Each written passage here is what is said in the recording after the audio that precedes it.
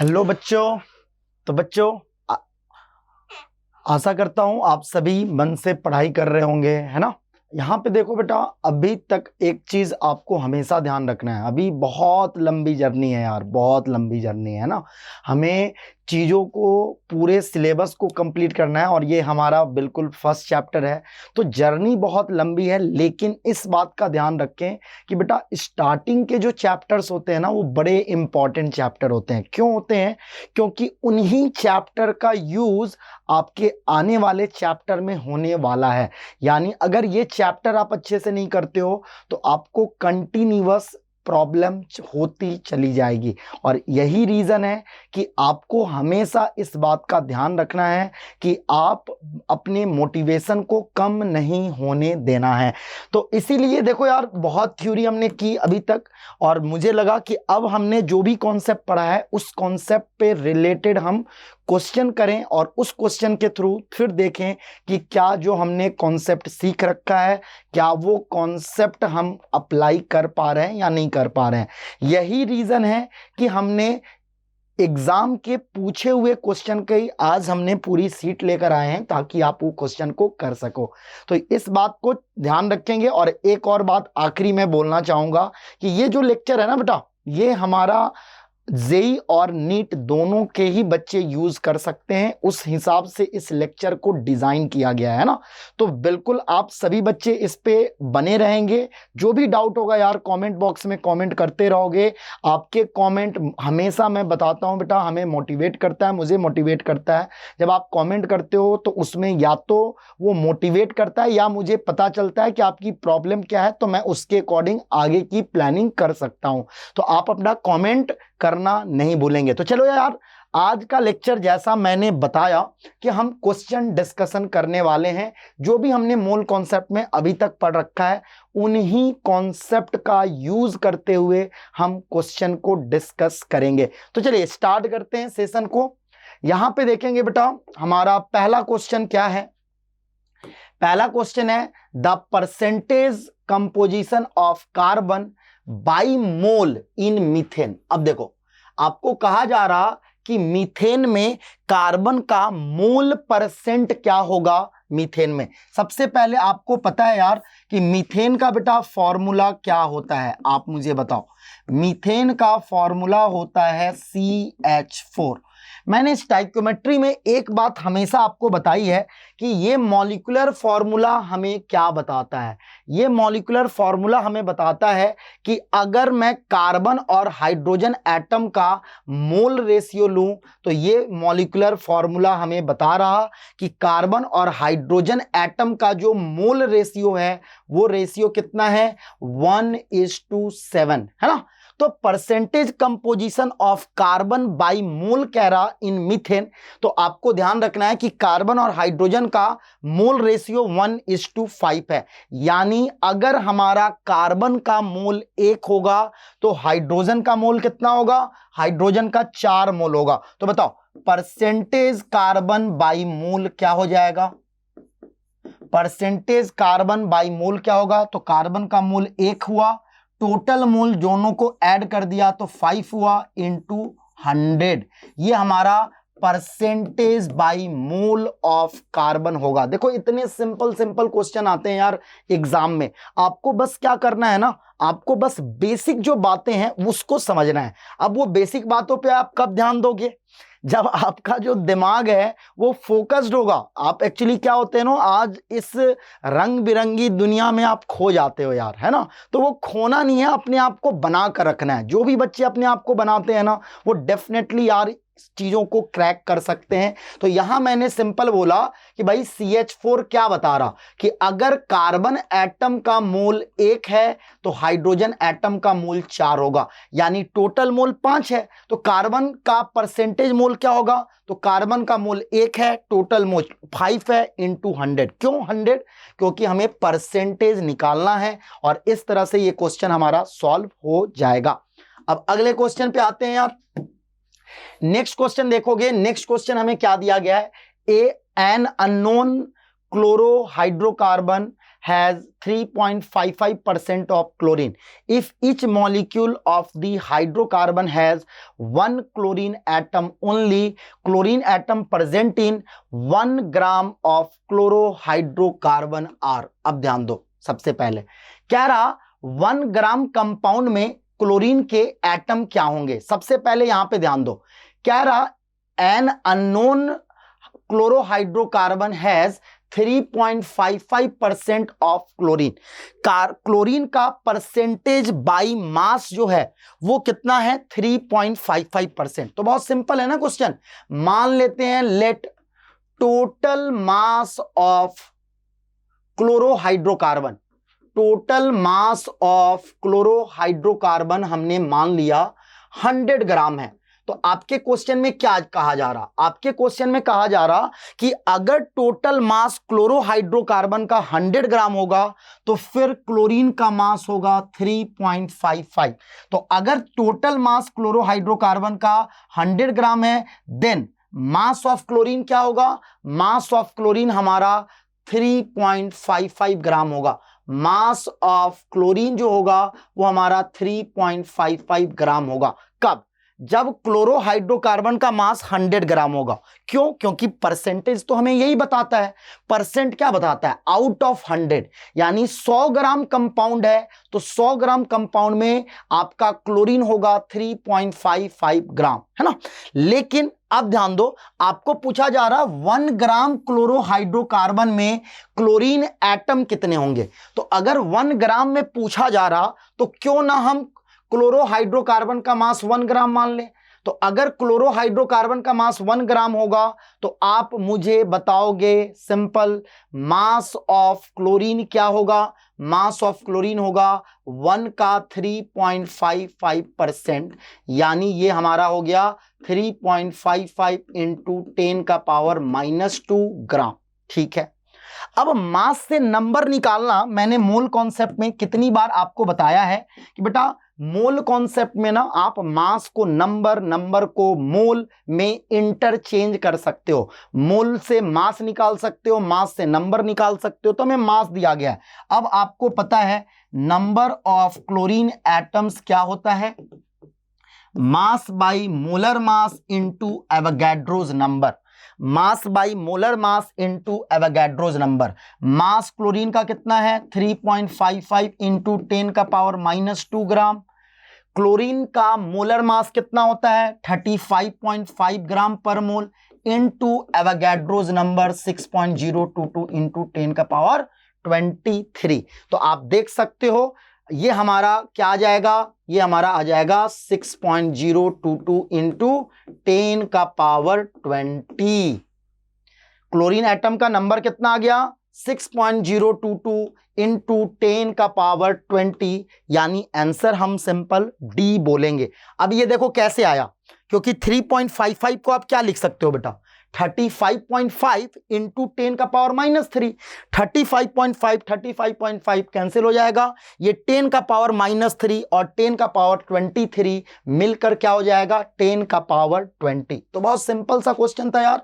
इसमें बस क्या था, देखो यार जेई के क्वेश्चन को या नीट में जो क्वेश्चन आते हैं आप उसको समझने की कोशिश करो। क्वेश्चन में क्या की जाती है, क्वेश्चन में एक ही काम किया जाता है बार बार। अगर आप इसको फोकस करोगे तो क्वेश्चन में क्या किया जाता है यार कि अगर आप इसको देखो क्वेश्चन को तो क्या किया गया, एक परसेंटेज मास का कौन सा, अगर क्लोरीन का डायरेक्ट मास देता तो आपके लिए क्वेश्चन बनाना आसान हो जाता। अगर हमें क्लोरीन का डायरेक्ट मास देता तो हम फॉर्मूला लगाकर नंबर ऑफ एटम निकाल लेते हैं। लेकिन क्वेश्चन को घुमा दिया गया। कैसे घुमाया गया, तो बोल रहा क्लोरीन का मास जो है वो कंपाउंड में 3.55% है और 1 ग्राम आपका कंपाउंड में क्लोरीन का नंबर ऑफ एटम बताओ। तो इसका मतलब कंपाउंड का मास दिया गया था, कंपाउंड का मास दिया गया है, कंपाउंड में कितना % क्लोरीन है वो दिया गया है, और इन दोनों से आपका क्या निकल जाएगा क्लोरीन का मास। और एक बार जब हमारा क्लोरीन एटम का मास निकल जाएगा तो फिर हम easily number of chlorine atoms को कैलकुलेट कर सकते हैं, है ना। हम क्लोरीन एटम के नंबर को इजीली क्या कर सकते हैं बेटा, कैलकुलेट कर सकते हैं। अगला क्वेश्चन, चीजों को बस समझो, आप चीजों को प्रैक्टिस करना बेटा। ये सारे जो मैं क्वेश्चन कराऊंगा ना इस जेई वाली सीरीज में, इस बात का ध्यान रखना, वो सारे ऐसे कॉन्सेप्ट होंगे बेटा कि अगर आप कर लेते हो तो आप खुद देखना आपके जेई की प्रिपरेशन बहुत अच्छी होने वाली है, क्योंकि हम चूज किए हुए वो क्वेश्चन ले रहे हैं ना जहां से सबसे ज्यादा कॉन्सेप्ट पूछा जाता है। अगर इस कॉन्सेप्ट से क्वेश्चन आएगा तो कहां से पूछा जाएगा। अगला क्वेश्चन देखो क्या दिया गया है, 5 liter of an alkane requires 25 liter of oxygen for its complete combustion. If volume are measured at constant temperature and pressure, the alkane is। सबसे पहले इस लाइन का क्या मतलब है, पहले तो इस लाइन का मतलब समझ लेते हैं यार। इस लाइन का मतलब है गैस के लिए आपको पता है होता है PV equal to nRT for an ideal gas. Ideal gas के लिए हम यही फॉर्मूला यूज करते हैं। अब आपके क्वेश्चन में कह रहा कि टेम्परेचर कांस्टेंट है, प्रेशर कांस्टेंट है, आर कांस्टेंट होता है। इसका मतलब volume directly proportional to number of moles होगा। वॉल्यूम हमारा मोल के डायरेक्टली प्रोपोर्शनल होगा, क्योंकि P कांस्टेंट है, R कांस्टेंट है, T कांस्टेंट है। तो अगर हमारा temperature and pressure R constant होगा तो उस केस में volume directly proportional to number of mole होगा, यानी वॉल्यूम का रेशियो मोल का रेशियो बराबर होगा। क्यों? क्योंकि टेम्परेचर और प्रेशर हमारा कांस्टेंट है। अब देखो यार, कर करके क्वेश्चन को देख लेना होगा। सिंपल एक तरीका ये है, सिंपल करके देख लेते हैं। जैसे मान लो आइसोब्यूटेन है, आइसोब्यूटेन का फॉर्मूला है C4H10, O2 बना CO2 प्लस वाटर। अब मैं आपको समझाने की कोशिश करता हूं कि इस क्वेश्चन में करना क्या है। देखो यहां ध्यान दो, अल्केन का वॉल्यूम 5 लीटर है तो ऑक्सीजन का वॉल्यूम कितना चाहिए, 25 लीटर। यानी हमारा अल्केन के वॉल्यूम का 5 टाइम्स चाहिए होगा ऑक्सीजन का वॉल्यूम। समझ में आ रहा? अगर हमारा अल्केन का वॉल्यूम 5 लीटर है तो हमें ऑक्सीजन कितना चाहिए, 25 लीटर। यानी अल्केन के वॉल्यूम का 5 टाइम्स हमें ऑक्सीजन चाहिए होगा, है ना? समझ रहे होगे? 5 टाइम्स चाहिए, ये 5 है तो ये 25 चाहिए, मतलब 5 गुना चाहिए। तो हमने क्या बताया, वॉल्यूम मोल के डायरेक्टली प्रोपोर्शनल है। अगर वॉल्यूम 5 टाइम्स चाहिए तो मोल भी क्या चाहिए, 5 टाइम्स। तो यहां पे ये 1 है, यहां पे ये 13/2 है। क्या ये आंसर होगा? नहीं होगा। क्यों? क्योंकि ये 6.5 टाइम्स है। ऑक्सीजन ब्यूटेन का 6.5 टाइम्स है। यही आपका ये होगा नहीं आंसर। ब्यूटेन और आइसोब्यूटेन का बेटा फॉर्मूला सेम होता है। आइसोब्यूटेन का भी फॉर्मूला यही होता है ना, C4H10। आइसोब्यूटेन और हमारा नॉर्मल ब्यूटेन, तो इसका भी सेम आपका रेशियो आएगा और ये भी हमारा आंसर नहीं होगा। तो सी भी आंसर नहीं होगा। अब चलिए बाकी को चेक करते हैं। बी को देखो, इथेन है। इथेन क्या हुआ, C2H4। इथेन क्या हुआ, C2H4, सॉरी इथेन हुआ हमारा C2H6 plus O2 gives 2CO2 plus 3H2O। यहां पे आया 7/2। तो क्या ये आंसर होगा? ये भी आंसर नहीं होगा। क्यों नहीं होगा? क्योंकि आप देख सकते हो ये हमारा 3.5 टाइम्स है। अगर हमारा अल्केन 1 है तो ऑक्सीजन कितना चाहिए, 3.5। तो ये भी आंसर नहीं होगा। इसका मतलब डी होगा। चेक कर लेते हैं डी को। प्रोपेन दिया गया है, ऑक्सीजन दिया गया है, रिएक्शन को बैलेंस कर लो। 3CO2 प्लस 4 वाटर, आप देख सकते हो यहां पे 5 आ गया। यानी अल्केन का मोल अगर 1 है तो ऑक्सीजन का मोल 5 होगा, 5 टाइम्स। और मोल डायरेक्टली प्रोपोर्शनल टू वॉल्यूम होगा। क्यों? क्योंकि टेम्परेचर और प्रेशर हमारा कांस्टेंट है। तो जो हमारा मोल का रेशियो होगा वही वॉल्यूम का होगा। अगर मोल हमारा 5 गुना चाहिए तो वॉल्यूम भी क्या चाहिए होगा, 5 टाइम्स। तो आप देख सकते हैं आंसर हमारा सिंपल क्या हो जाएगा, आंसर हमारा सिंपल डी हो जाएगा। इसको आप देख लो, इसमें मेरे ख्याल से कहीं कोई डाउट होना नहीं चाहिए बेटा, क्योंकि चीजें बहुत ही सिंपल है। चीजें अगर आप देखो तो बहुत ही ज्यादा सिंपल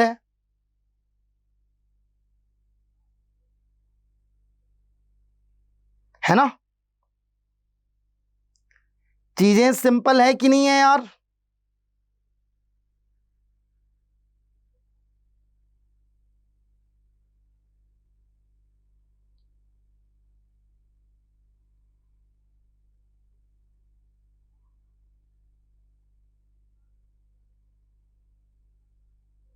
चलिए आगे बढ़ते हैं हम लोग, आगे बढ़ते हैं चीजों को।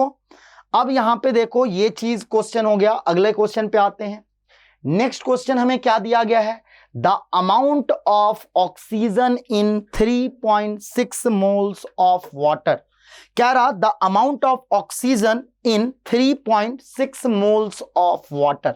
तो क्या रहा, 3.6 मोल ऑफ वाटर में ऑक्सीजन का मास कितना होगा। सबसे पहले देखो यहां पे, अगर मैं वाटर लेता हूं यार, वाटर, तो आपको पता है अगर मैंने 1 मोल वाटर लिया, 1 मोल H2O लिया, तो 1 मोल H2O में कितना होगा, 1 मोल ऑक्सीजन होगा।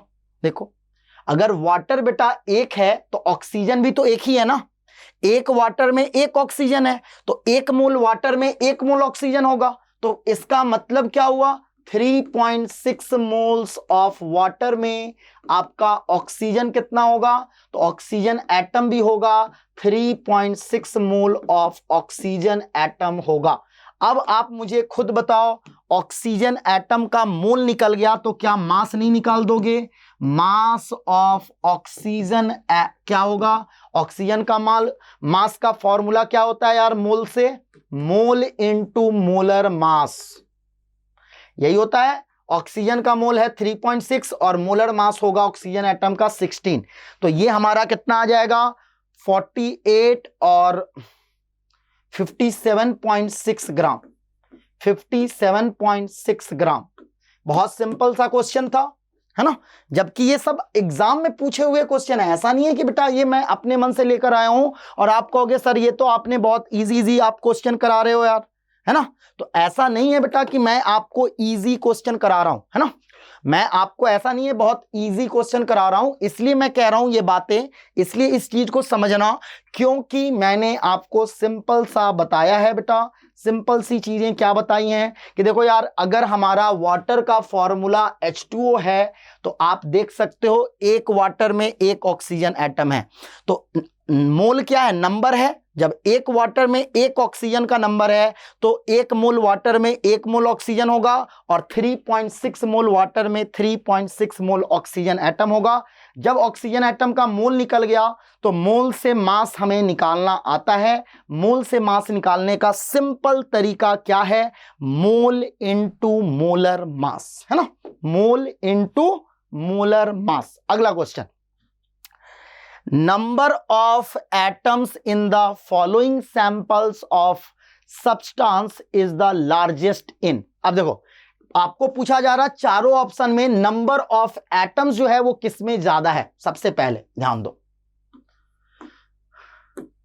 पहले केस में हम ले लेते हैं यार 4 ग्राम हाइड्रोजन एटम।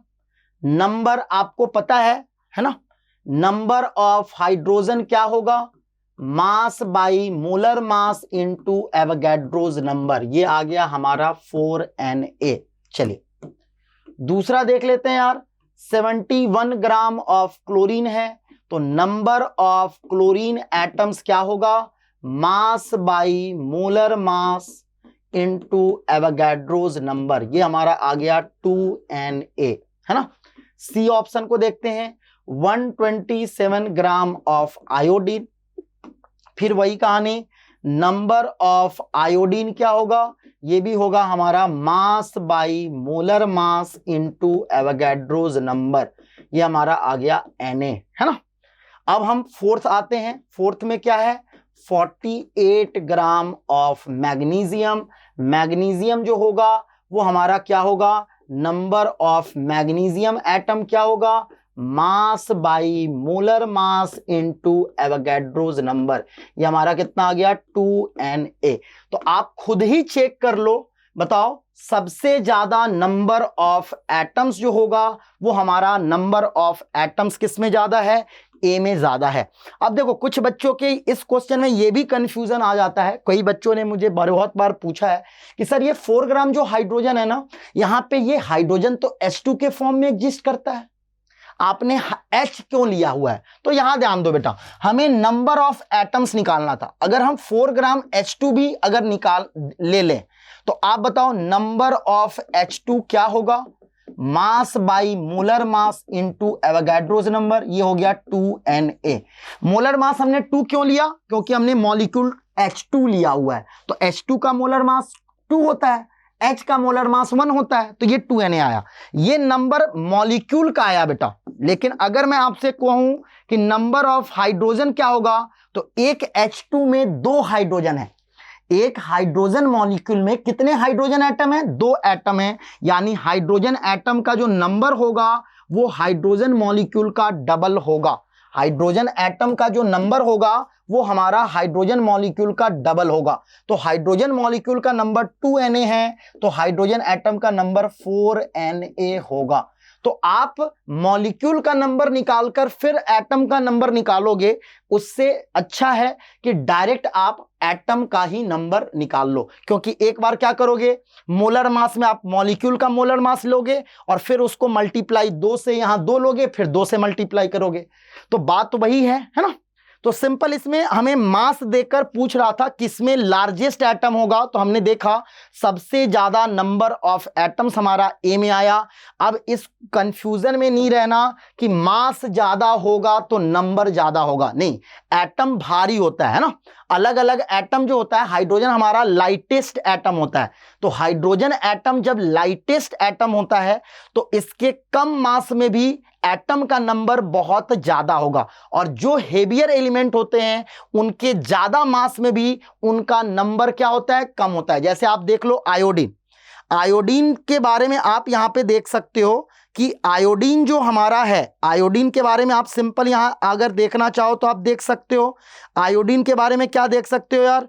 आयोडीन के बारे में आप सिंपल सी एक चीज देख सकते हो कि आयोडीन जो है हमारा, आयोडीन जो हमारा है वो क्या है? तो आयोडीन आपका सबसे ज्यादा मास आयोडीन का है, लेकिन स्टिल आप देख सकते हो कि आयोडीन का मास ज्यादा होने के बावजूद भी इसका नंबर कम है, क्योंकि इन चारों में आयोडीन हमारा हेवियर एलिमेंट्स होगा। चलिए अब नेक्स्ट क्वेश्चन पे आते हैं बेटा। नेक्स्ट क्वेश्चन हमें क्या दिया गया है? 6 litres of an alkene require 27 litres of oxygen at constant temperature and pressure for complete combustion. अब देखो फिर वही कहानी है यार, फिर वही कहानी है। देखो यार 6 का 27 क्या होता है? 6 का 27 होता है 4.5 टाइम्स, यानी अल्कीन जो भी अल्कीन होगा है ना, उसका 4.5 टाइम्स ऑक्सीजन होगा। फिर वही क्वेश्चन है, टेम्परेचर प्रेशर कांस्टेंट है, तो हमें पता है volume directly proportional to number of mole होगा if temperature and pressure are constant. अगर हमारा टेम्परेचर और प्रेशर अगर कांस्टेंट होगा, अगर टेम्परेचर और प्रेशर हमारा कांस्टेंट होगा, तो हम सिंपल ये कह सकते हैं कि वॉल्यूम जो होगा वो हमारा directly proportional to number of moles होगा। ठीक है, अब आपको फिर चेक करना होगा। पहला दिया गया है इथीन, इथीन का formula C2H4 plus O2, balance करो 2CO2 प्लस 2 वाटर, यहां पे देखो आ रहा 3, तो क्या ये होगा? नहीं होगा। क्यों? क्योंकि अगर अल्कीन का 4.5 टाइम्स वॉल्यूम ऑक्सीजन का चाहिए, मतलब volume directly proportional to number of moles, तो अगर वॉल्यूम हमारा 4.5 टाइम्स चाहिए तो मोल भी अल्कीन का 4.5 टाइम्स रिक्वायर्ड होना चाहिए ऑक्सीजन, है ना। ऑक्सीजन कितना रिक्वायर्ड होगा? तो अल्कीन का 4.5 टाइम्स, तो वो चेक करना होगा। जैसे मान लो प्रोपीन है, प्रोपीन का फॉर्मूला लिखो O2, है ना। अब देखो ये कितना हुआ? 3CO2 प्लस 3 वाटर, है ना, और यहां पे हो गया हमारा 4.5, तो आपका आंसर बी आ जाएगा। आपका आंसर क्या होगा? बी आ जाएगा। सी और डी में कोई फर्क नहीं पड़ रहा यार, 1 ब्यूटीन हो या 2 ब्यूटीन हो, दोनों का फॉर्मूला होता है C4H8। इसका जब हम कंबसन करेंगे तो इसका बैलेंस रिएक्शन क्या होगा? इसका बैलेंस रिएक्शन यहां पे 6 वाटर होगा। तो आप देख सकते हो बी ऑप्शन में अल्कीन का 4.5 टाइम्स ऑक्सीजन चाहिए। तो इसलिए आपके क्वेश्चन में यही कह रहा था कि अगर 6 लीटर अल्कीन है, जैसे ये 1 है तो ये 4.5 है, अगर ये 6 होगा तो ये 27 हो जाएगा। तो अगर हमारा अल्कीन 6 है तो ऑक्सीजन कितना चाहिए? 27। यानी कि अल्कीन का 4.5 टाइम्स ऑक्सीजन हमें चाहिए। कितना चाहिए? अल्कीन का 4.5 टाइम्स हमें ऑक्सीजन चाहिए, और अल्कीन का 4.5 टाइम्स ऑक्सीजन चाहिए। इसका सिंपल सा मतलब यह हुआ कि हमारा जो आंसर होगा वो हमारा आंसर बी हो जाएगा। अगला क्वेश्चन देखते हैं। इस क्वेश्चन को आराम से पढ़ेंगे बेटा। हमें दिया गया है the ratio of number of oxygen atoms in 16 gram ozone, 28 gram monoxide carbon और 16 ग्राम ऑक्सीजन इज। देखो, अब ऑक्सीजन एटम का रेशियो लेना है यार। सबसे पहले देखो 16 ग्राम ओजोन, 16 ग्राम ओजोन का मतलब क्या हुआ? सबसे पहले 16 ग्राम ओजोन का मतलब हुआ, अगर मैं इसका नंबर ऑफ मोल्स निकालूं, मतलब इसका मोल ऑफ ओजोन निकालूं, तो ये क्या होगा? मास बाई मोलर मास, और ये आ गया 1/3 मोल्स। ठीक है, अब मुझे आप देखो ओजोन में कितने ऑक्सीजन है? ओजोन में कितना ऑक्सीजन है? 3 ऑक्सीजन है। मतलब ऑक्सीजन एटम का जो मोल होगा वो ओजोन का 3 टाइम्स होगा। होगा कि नहीं होगा? क्योंकि हम एक ओजोन मॉलिक्यूल लेंगे तो एक ओजोन मॉलिक्यूल में ऑक्सीजन एटम का 3 ऑक्सीजन एटम होगा एक मॉलिक्यूल में। यानी ऑक्सीजन एटम का नंबर मॉलिक्यूल का 3 गुना होगा। अब आप देखो ओजोन मॉलिक्यूल 1/3 है तो ऑक्सीजन का मोल 1 आ जाएगा, आएगा। अब चलिए, ऑक्सीजन का मोल हमारा 1 आ गया ऑक्सीजन का। अब नंबर ऑफ ऑक्सीजन एटम हमें निकालना है। देखो, मोल का रेशियो और एटम का नंबर का रेशियो दोनों सेम होगा। क्यों सेम होगा? क्योंकि मोल होता है नंबर बाय एवोगैड्रोस नंबर, ये कांस्टेंट होता है। यानी मोल का ratio, mole directly proportional to number होता है, तो जो मोल का रेशियो होगा वही नंबर का रेशियो होगा। आ रहा बात समझ में? मोल हमारा होता है number by Avogadro's number, Avogadro's number constant होता है, तो मोल का रेशियो और नंबर का रेशियो सेम होगा। तो ऑक्सीजन मोल आ गया ओजोन में 1। अब चलिए, ये हो गया हमारा पहला ओजोन की बात। अब दूसरा लेते हैं। दूसरा क्या लेते हैं यार? हमें दिया गया है 28 ग्राम ऑफ कार्बन मोनोऑक्साइड। सबसे पहले तो कार्बन मोनोऑक्साइड का मोल निकाल लेते हैं। मोल ऑफ कार्बन मोनोऑक्साइड क्या होगा? मास बाई मोलर मास। ये हो गया हमारा 1 मोल। अब आप यहां पे देख सकते हो मोल ऑफ ऑक्सीजन क्या होगा? तो कार्बन मोनोऑक्साइड के एक मॉलिक्यूल में एक ऑक्सीजन है, यानी कार्बन मोनोऑक्साइड का मोल और कार्बन ऑक्सीजन एटम का मोल दोनों सेम होगा। तो यहां पे भी मोल ऑक्सीजन का कितना आया? 1 आया। अब चलिए हम लोग लेते हैं ऑक्सीजन। 60 ग्राम ऑफ O2 है, यहां पे करते हैं। मोल ऑफ O2 क्या होगा? मास बाई मोलर मास, और ये हमारा आ गया 1/2 मोल्स। अब ऑक्सीजन मॉलिक्यूल में देखो, एक ऑक्सीजन मॉलिक्यूल में 2 ऑक्सीजन एटम है, O2। एक मॉलिक्यूल में 2 एटम है, मतलब ऑक्सीजन का जो मोल होगा वो हमारा ऑक्सीजन मॉलिक्यूल का डबल होगा। तो 2 × 1/2 1 आ गया। तो तीनों ही केस में ऑक्सीजन का मोल 1 आ रहा, मतलब रेशियो क्या हो जाएगा? 1:1:1, 1:1:1, यही आएगा। 1:1:1। क्यों आया? क्योंकि ओजोन के केस में हो, कार्बन मोनोऑक्साइड के केस हो, या फिर हमारा ऑक्सीजन मॉलिक्यूल का केस हो, हम देख सकते हैं कि दोनों ही केस में हम देख सकते हैं, क्या देख सकते हैं? दोनों ही केस में हम लोग सिंपल देख सकते हैं यार कि ऑक्सीजन का जो नंबर है ना वो सेम है, और ऑक्सीजन का नंबर सेम होगा तो रेशियो क्या हो जाएगा? इक्वल 1:1:1। अगला क्वेश्चन देखते हैं यार। 5 gram of benzene on nitration gave 6.6 gram of nitrobenzene. The theoretical yield of the nitrobenzene will be. अब ध्यान दो, पहली बात, बेंजीन क्या होता है बेटा? C6H6, इसको हम कहते हैं बेंजीन। जब बेंजीन का नाइट्रेशन कराया गया, बेंजीन का जब हम नाइट्रेशन कराते हैं तो कंपाउंड बनता है हमारा नाइट्रोबेंजीन, और नाइट्रोबेंजीन का फॉर्मूला होता है C6H5NO2, इसको हम कहते हैं नाइट्रोबेंजीन, है ना। अगर मैं स्ट्रक्चर की बात करूं तो ये हमारा बेंजीन का स्ट्रक्चर होता है और ये हमारा नाइट्रोबेंजीन का स्ट्रक्चर होता है। ये आपको ऑर्गेनिक में बताया जाएगा, है ना। तो एग्जाम में तो जब आप बैठोगे जेई के, तो वो तो ये मानकर चलेगा ना आपको ऑर्गेनिक, इनऑर्गेनिक, फिजिकल तीनों आता है। इसलिए इस कंपाउंड का अगर नाम, स्ट्रक्चर नहीं पता तो घबराना नहीं है, मैंने बताया, और ऑर्गेनिक में आपको ये पढ़ने को मिलेगा। अब ये जान लो ये बेंजीन होता है, ये नाइट्रोबेंजीन होता है। अब क्वेश्चन को सॉल्व करते हैं। सबसे पहले मैंने क्या बताया था, जब भी थ्योरेटिकल इल्ड का क्वेश्चन आए तो पहले आप इल्डिंग 100% मान करके क्वेश्चन बना लो। हम इसको देखें तो यहां पे ये 1 है, यहां पे भी ये 1 है, यानी हम लिख सकते हैं mole of benzene equal to mole of nitrobenzene.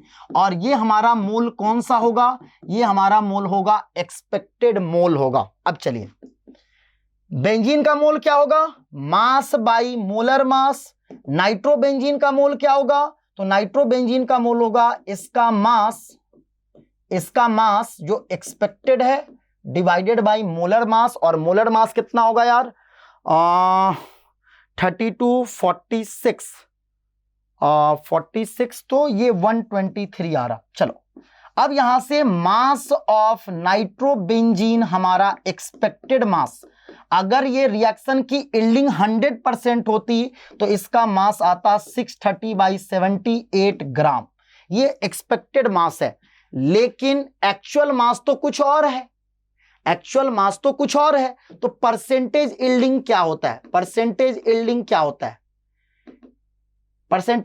होता है, actual mass divided by expected mass into 100। Nitrobenzene का एक्चुअल मास कितना बना, एक्चुअल मास कितना बना है 6.6 ग्राम, और एक्सपेक्टेड मास कितना था, एक्सपेक्टेड का मतलब हमने इल्डिंग 100% माना इनटू 100, तो ये देखो कितना आ गया 6.6 इंटू 100 इंटू 78/630। तो आप देख सकते हो ये कैंसिल हो जाएगा, 0 और 66।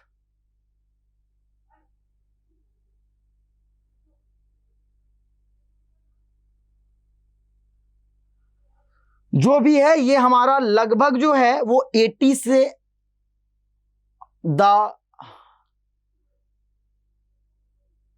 अच्छा मास ही निकालना है हमें। हम बेकार में एक स्टेप आगे बढ़ रहे थे, एक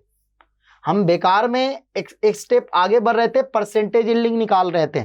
हमें बताना था एक्सपेक्टेड मास। तो एक्सपेक्टेड मास क्या आया यार 630/78। ये कितना हो गया, ये हमारा कुछ 8 हो गया, 8 और 640 और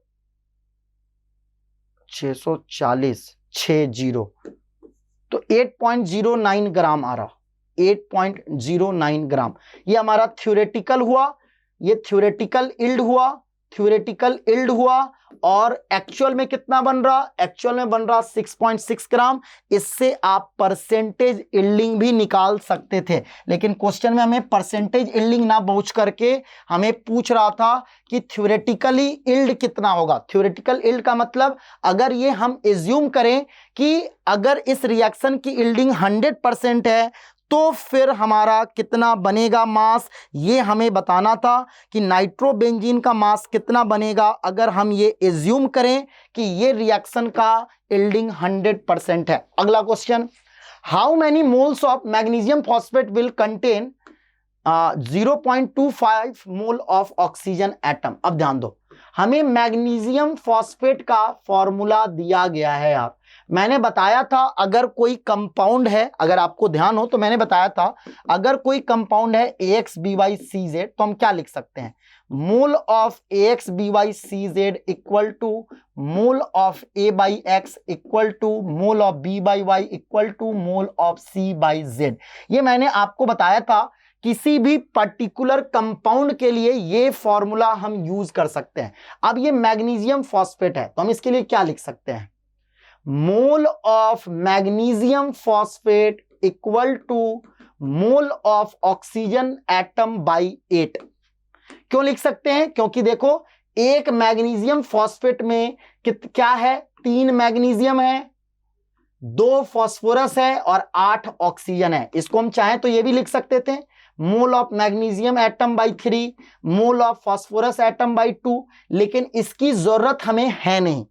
इस क्वेश्चन में इस डाटा की हमें जरूरत नहीं है। क्यों नहीं है, क्योंकि ऑक्सीजन का मोल दिया गया है और मैग्नीशियम फॉस्फेट का पूछ रहा, तो हमें बस इसकी जरूरत है। यहां से देखो मोल ऑफ मैग्नीशियम फॉस्फेट कितना हो जाएगा, तो ऑक्सीजन का मोल है 0.25 बाई 8, तो ये हमारा आ गया कुछ 3.125 इंटू 10 का पावर -2, 3.125 इंटू 10 का पावर -2। आंसर हमारा सिंपल डी आ जाएगा, है ना। क्वेश्चन बहुत सिंपल सा है बेटा, इसमें कहीं कुछ घबराना नहीं है। ये अगर आप देखो तो बिल्कुल ही सिंपल सा क्वेश्चन था आपका, आप इजीली इसके जवाब दे सकते थे। अगला क्वेश्चन देखो, if we consider that 1/6 in place of 1/12 mass of carbon atom as the relative atomic mass unit, the mass of 1 mole of substance will be. देखो यार, हम अगर चेंज करते हैं यूनिट को, relative atomic mass, I think मैंने बताया था कि हम कार्बन को रेफरेंस लेकर कैलकुलेट करते हैं। हम रेफरेंस किसको लेते हैं यार, कार्बन को रेफरेंस लेकर हम कैलकुलेट करते हैं, और रिलेटिव एटॉमिक मास जो होता है वो हम रिलेटिव एटॉमिक मास कार्बन को रेफरेंस लेकर निकालते हैं। लेकिन मास ऑफ 1 मोल का मास की बात करें तो 1 मोल फिक्स नंबर है, तो क्या हमारा रेफरेंस चेंज करने से एने एटम का मास चेंज होगा क्या, नहीं होगा ना। क्या रेफरेंस चेंज करने से 1 मोल एटम का मास चेंज होगा, 1 मोल मतलब एवोगाड्रोस नंबर, तो एवोगाड्रोस नंबर इतना जो एटम है, क्या इसका मास चेंज होगा, नहीं होगा, है ना। अगला क्वेश्चन देखते हैं, number of atoms in 558.5 gram of helium is. अब देखो इसका कंपैरिजन करना है, कैसे करेंगे यार, सिंपल सा है। सबसे पहले नंबर ऑफ Fe क्या होता है mass by molar mass into Avogadro's number. Mass कितना 558.5, मोलर मास 55.85 इंटू 6.023 इंटू 10 का पावर 23। तो आप देख सकते हो ये आ गया 6.023 इंटू 10 का पावर 24। तो आयरन का नंबर ऑफ एटम्स हमारा निकल गया। अब इससे हमें कैलकुलेट करना है कि कौन सा ऑप्शन सही है। तो आप चेक तो कर सकते हो, बी नहीं सही होगा और डी भी हमारा सही नहीं होगा, यानी हमें ए और सी में चेक करना है। चलो ए को पहले चेक कर लेते हैं, तो सी आंसर ऑटोमेटिक हो जाएगा। 60 ग्राम कार्बन दिया गया है, इसमें देखो नंबर ऑफ कार्बन एटम्स क्या होगा, तो आपको फिर formula mass by molar mass into Avogadro's number ये होगा। ये हमारा कितना आ गया 5 इंटू 6.022 इंटू 10 का पावर 23।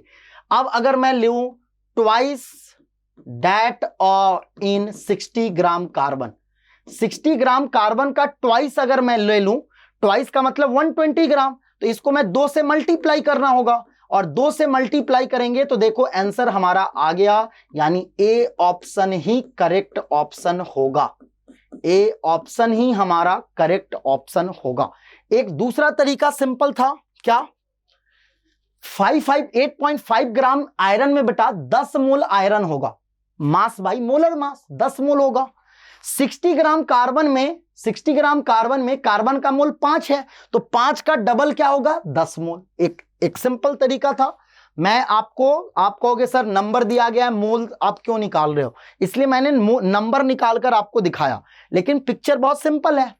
8.5 ग्राम आयरन है, मास बाई मोलर मास मोल होता है, आयरन का कितना मोल हुआ? 10 मोल हुआ। Twice that in 60 gram carbon, मतलब ट्वाइस का बात कर रहा तो 120 ग्राम, 120 ग्राम में भी कितना मोल? 10 मोल। इसमें 10 मोल है नहीं। 8 ग्राम हीलियम में 2 मोल होता है, 2 मोल का आधा 1 मोल होगा, ये भी आंसर नहीं होगा और ये तो होगा ही नहीं, है ना। तो आंसर क्या हो जाएगा? आंसर हमारा पहला हो जाएगा। अगला क्वेश्चन देखोगे, the average molar mass of chlorine is 35.5 gram per mole. The ratio of a chlorine 35 to 37 in naturally occurring chlorine is close to। अब देखो यार, ये क्वेश्चन मैंने पहले ऑलरेडी आपको जेई वाले जो लेक्चर था उसमें बताया हुआ है। इसमें हमें क्या करना है, सपोज क्लोरीन 35 है और क्लोरीन 37 है, मान लो इसका मोल अगर मान लो x मोल है, ठीक है, या फिर फ्रैक्शन निकालना है तो आप मान लो इसका टोटल मोल मान लो। पहले तो टोटल मोल जो है क्लोरीन का ऑफ क्लोरीन ये हमारा 1 है।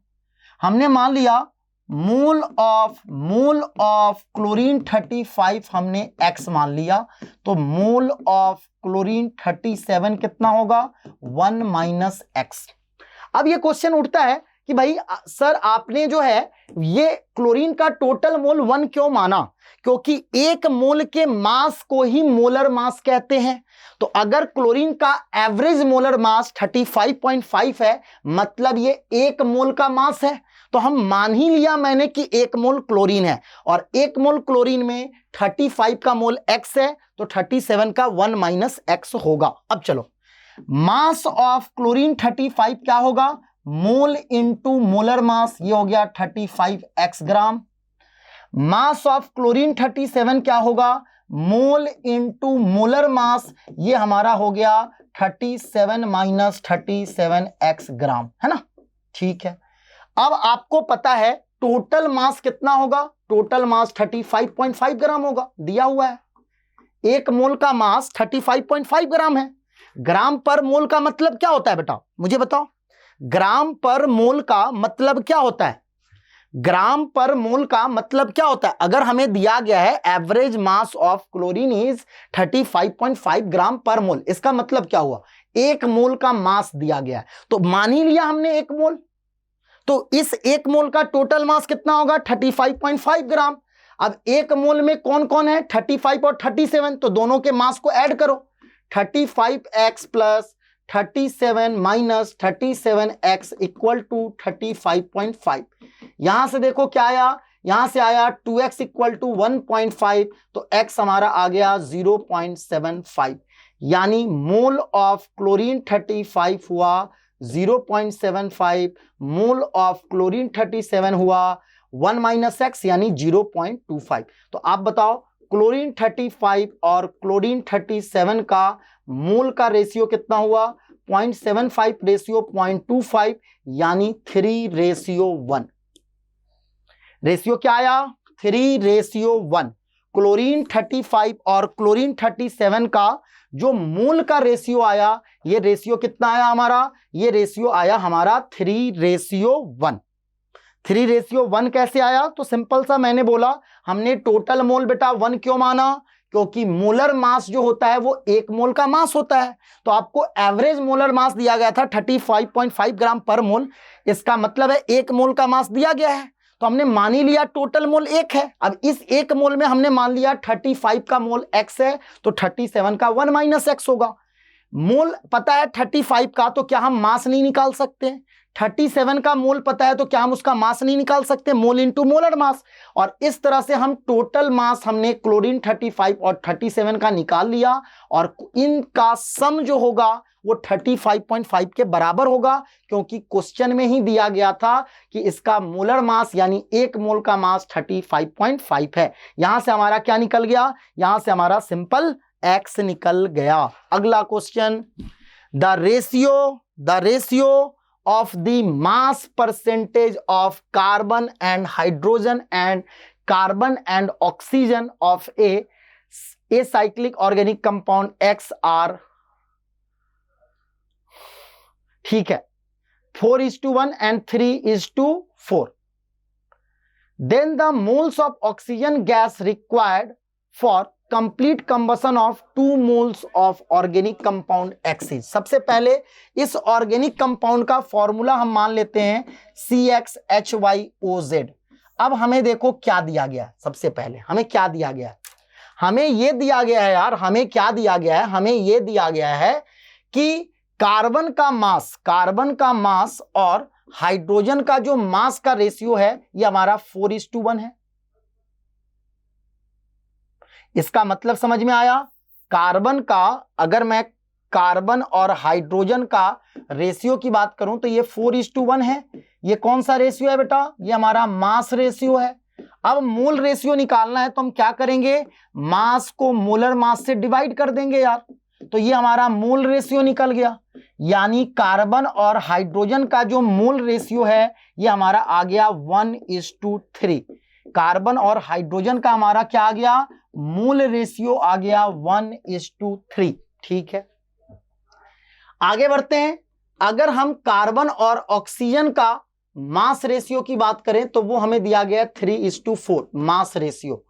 लेकिन हमें क्या निकालना है यार, हमें मोल रेशियो निकालना है। तो मास को मोलर मास से डिवाइड कर देंगे तो ये हमारा क्या हो जाएगा, मोल रेशियो।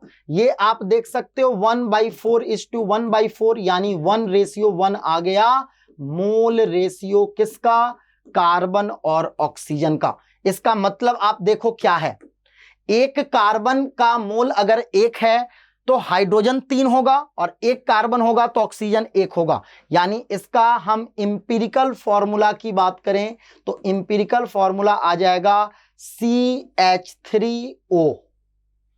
1 कार्बन, 1 ऑक्सीजन और 3 हाइड्रोजन। अब कह रहा कि 2 मोल ऑर्गेनिक कंपाउंड के कंबसन के लिए ऑक्सीजन कितना चाहिए होगा। तो आप कर लो, हमें इंपिरिकल फॉर्मूला पता है।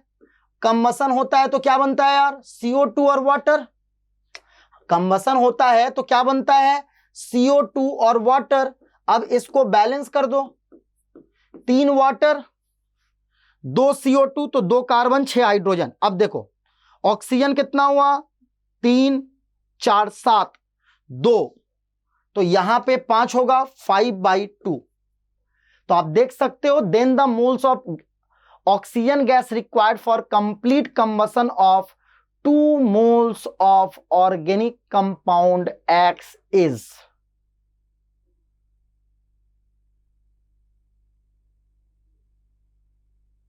देखो इसमें थोड़ा सा डाटा मुझे गलत लग रहा बेटा। वो क्या लग रहा, ये जो रेशियो दिया गया है ना, इससे हमारा इंपिरिकल फॉर्मूला निकला, लेकिन मॉलिक्यूलर फॉर्मूला निकालने के लिए आपको कुछ दिया नहीं गया है। मॉलिक्यूलर फॉर्मूला की बात करें यार तो ये होगा हमारा C2H6O2। C2H6O2 मॉलिक्यूलर फॉर्मूला की अगर हम बात करें तो हमारा मॉलिक्यूलर फॉर्मूला क्या होगा, carbon, the ratio of the mass percentage of carbon and hydrogen and carbon and oxygen 4:1। ठीक है, 1/3 1:3 मोल रेशियो। ऑक्सीजन, कार्बन और ऑक्सीजन का 3:4 था, मास बाई मोलर मास 1/4 1/4 1:1। तो कार्बन 1 है, हाइड्रोजन 3 है, कार्बन 1 है तो ऑक्सीजन भी 1 है, तो फॉर्मूला CH3O हो जाएगा। ठीक है,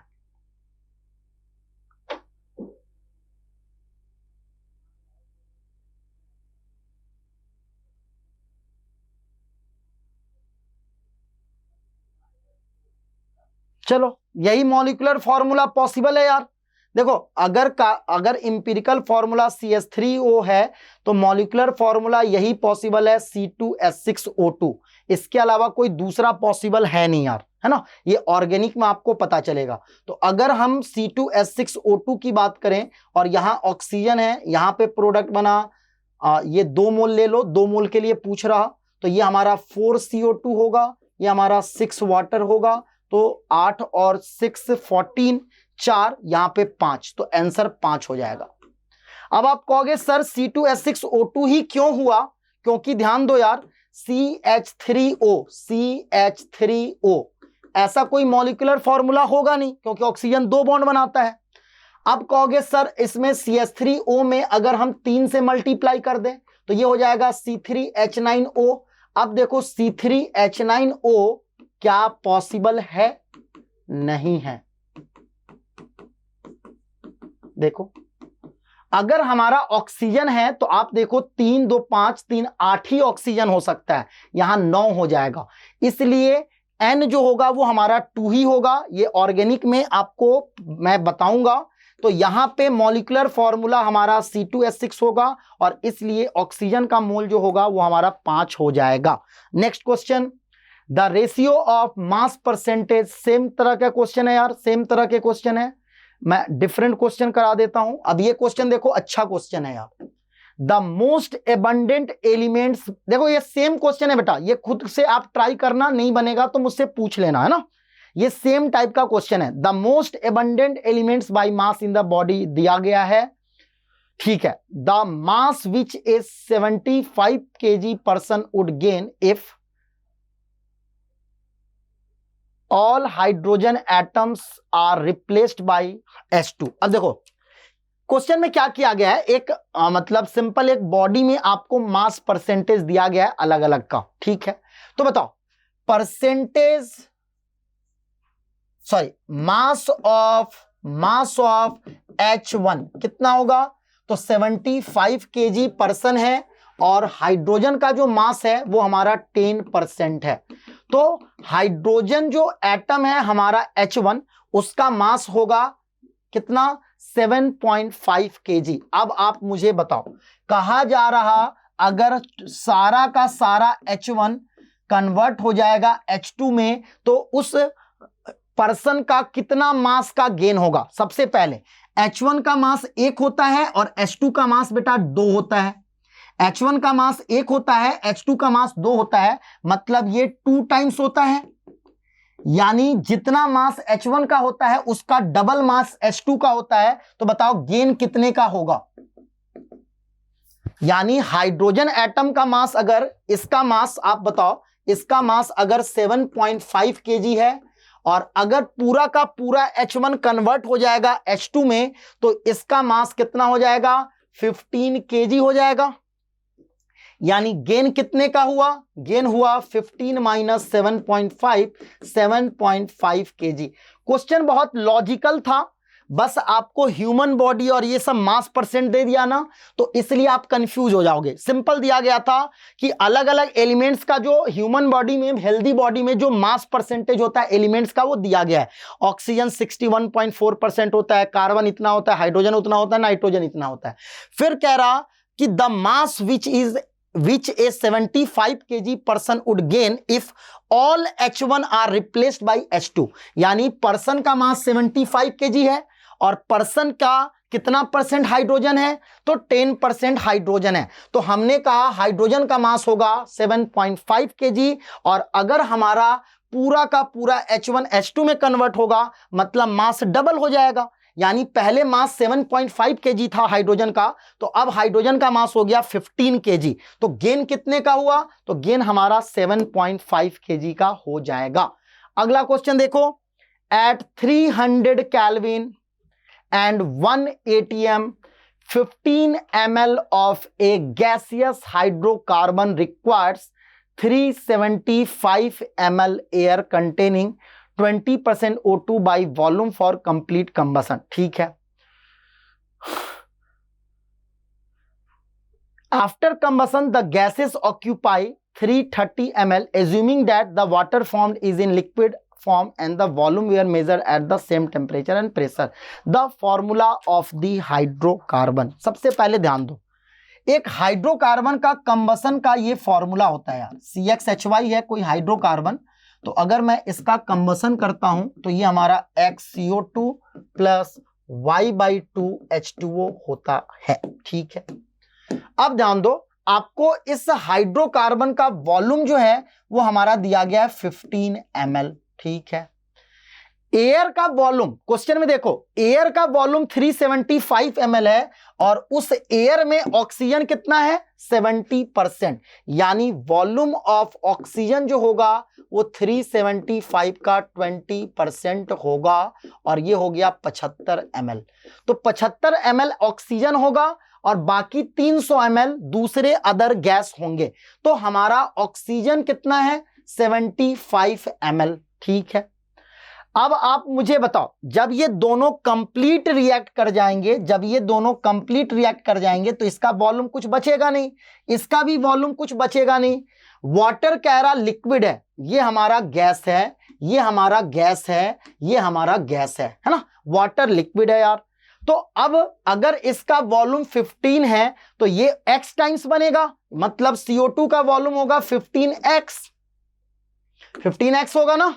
अब देखो हमारे क्वेश्चन में क्या क्या इक्वेशन दिया गया है। पहला इक्वेशन क्या बनेगा, अगर ये 1 है तो ये कितना है x प्लस वाई बाई 4, यानी ऑक्सीजन हाइड्रोकार्बन का x plus y by 4 times है। और यहां पे अगर हम डाटा को देखें तो ये अगर 15 ml है तो ये 75 ml चाहिए, यानी ऑक्सीजन हाइड्रोकार्बन का 5 गुना चाहिए।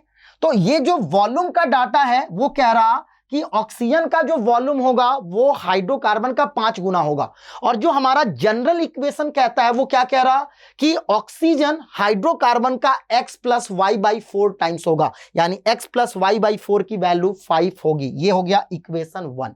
अब इक्वेशन 2 क्या है, इक्वेशन 2 कह रहा टोटल वॉल्यूम ऑफ गैस हमें दिया गया है, टोटल वॉल्यूम ऑफ गैस ये हमें दिया गया है 330 ml। अब ध्यान दो, 375 ml एयर में 75 ml ऑक्सीजन था और वो 75 ml ऑक्सीजन रिएक्ट कर गया हाइड्रोकार्बन से, लेकिन एयर का जो 300 ml वॉल्यूम था अदर गैसेस का वो तो बचा है।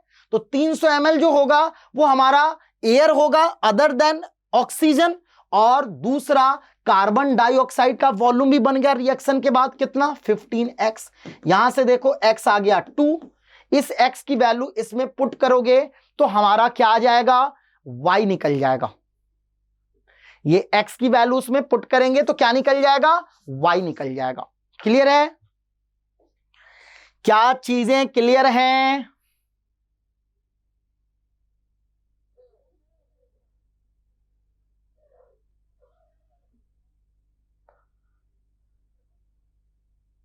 x की वैल्यू 2 और x2 है ही नहीं, रुक जाओ एक बार और पढ़ लेने दो। 15 ml of gaseous hydrocarbon required 375 ml air containing 20% O2 by volume। ठीक है, तो 75 ml है, हाँ ठीक है, और 15 ml हाइड्रोकार्बन है, ठीक है। After combustion of gases, combustion the gases occupy 330 ml, ठीक है। तो ये खत्म, ये खत्म, ये हमारा 15x बनेगा। ठीक है, ये 15x बना, और एयर के अलावा हमारा ऑक्सीजन के अलावा 300 ml है और ये 330 है, तो x तो 2 ही आ रहा है यार। ये हमारा लग रहा है ये हमारा ऑप्शन गलत है ना, x की वैल्यू 2 ही आ रही है ना, x की वैल्यू जो होगी 2 आएगी, इस x को यहां पुट कर देंगे तो हमारा क्या निकल जाएगा y निकल जाएगा। एक लास्ट क्वेश्चन हम देखते हैं आज की क्लास का। अगले क्लास से ध्यान देंगे बेटा, अगले क्लास से फिर से हम कंसंट्रेशन ऑफ सॉल्यूशन पढ़ेंगे, और कंसंट्रेशन ऑफ सॉल्यूशन जब खत्म हो जाएगा फिर हम एक क्वेश्चन सेशन रखेंगे। तो यहां देखो अगला क्वेश्चन कह रहा है एक gaseous compound of nitrogen and hydrogen contains 12.5% mass of hydrogen. The density of compound relative to hydrogen is 16. The molecular formula of compound. सबसे पहले यहां ध्यान दो, नाइट्रोजन और हाइड्रोजन का मास परसेंटेज कितना है, ये हमारा है 87.5 12.5, ये हमारा मास रेशियो है। अगर हाइड्रोजन का परसेंटेज बाई मास 12.5 है तो नाइट्रोजन का 87.5 होगा। अब मैं मोल रेशियो की बात करूं तो क्या करोगे, मास by molar mass, mass by molar मास, है ना। तो ये हमारा कितना आ गया, ये हमारा आ गया कुछ 635 है, तो हम 2 लिखेंगे 5 इज टू 12.5, यानी ये हमारा आ गया 1:2। तो ये हमारा मास रेशियो था और ये हमारा क्या निकल गया, मोल रेशियो निकल गया, किसका, नाइट्रोजन और हाइड्रोजन का। तो अगर नाइट्रोजन हाइड्रोजन का मोल रेशियो निकल गया बेटा तो हम क्या निकाल सकते हैं, हम निकाल सकते हैं इंपिरिकल फॉर्मूला। नाइट्रोजन 1 है तो हाइड्रोजन 2 होगा, यानी इंपिरिकल फॉर्मूला NH2 होगा। अब चलिए, तो इसका मतलब ये आंसर नहीं होगा, ये भी नहीं होगा, मेरे हिसाब से ये भी नहीं होगा। क्यों? क्योंकि NH2 में नाइट्रोजन 3 बॉन्ड बनाता है, इसमें तो 2 ही बॉन्ड है, तो आंसर तो डी होगा। लेकिन इसको सॉल्व करते हैं, है ना, सॉल्व करते हैं। अब इंपिरिकल फॉर्मूला आ गया तो आप देख सकते हो इंपिरिकल फॉर्मूला मास भी आ गया। ये कितना हो गया? 16 हो गया। अब हमें चाहिए मॉलिक्यूलर मास, ताकि हम n निकालें और n को मल्टीप्लाई कर दें। अब क्वेश्चन में देखो, डेंसिटी दिया गया है कंपाउंड का, density of compound by density of hydrogen हमें 16 दिया गया है। डेंसिटी का रेशियो जो होता है बेटा वो क्या होता है? डेंसिटी का जो रेशियो होता है वो हमारा मोलर मास रेशियो के बराबर होता है। हाइड्रोजन का मोलर मास 2 होता है, तो कंपाउंड का जो मोलर मास है वो हमारा आ जाएगा 32। अब यहां से n क्या होगा? Molecular mass by empirical formula mass 32/16, n हमारा 2 आ गया। और इसी n को जब हम इंपिरिकल फॉर्मूला से मल्टीप्लाई करेंगे तो हमारा क्या निकल जाएगा? हमारा निकल जाएगा मॉलिक्यूलर फॉर्मूला। तो आज की क्लास को बेटा हमने क्वेश्चन सॉल्व किए हैं, बहुत सारे आपके कॉन्सेप्ट क्लियर हुए होंगे। अगर कोई भी तरह के किसी भी तरह के डाउट हो बेटा तो डेफिनेटली आप मुझसे पूछेंगे, कमेंट के थ्रू, टेलीग्राम के थ्रू, जिसके भी थ्रू, लेकिन पूछें, पढ़ें और करते रहें। ये सीरीज कंटिन्यू रहेगी पूरे साल बेटा, तो इसलिए आपको पूरा आप फोकस्ड होकर पढ़ाई करोगे। जिस भी तरह के डाउट होंगे डेफिनेटली आप मुझसे पूछोगे। तो आज की क्लास को मैं यहीं पे रोकता हूं। आशा करता हूं यार आपको क्वेश्चन बनाने में खूब मजे आएंगे, क्योंकि देखो यार सिर्फ आपको पता है थ्योरी में मजा नहीं आता, प्रैक्टिकल में मजा आता है ना। तो सिर्फ थ्योरी नहीं करनी, प्रैक्टिकल भी करनी है, और ये प्रैक्टिकल हमारे लिए क्वेश्चन है, तो क्वेश्चन भी सॉल्व करते रहेंगे, चीजों को अन्यथा नहीं लेंगे। और मिलते हैं हम लोग नेक्स्ट लेक्चर में, तब तक के लिए इतना ही। जय हिंद।